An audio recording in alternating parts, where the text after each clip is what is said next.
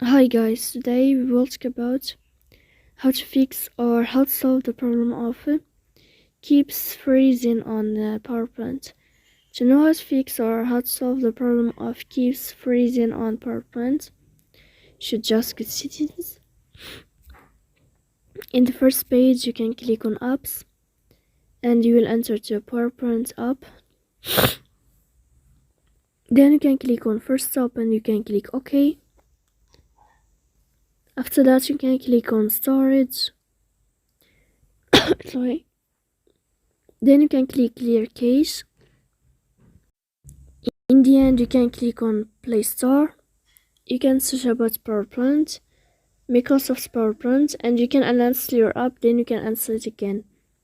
So please don't forget to support us by like and subscribe. See you next time in another video, and thank you for your attention.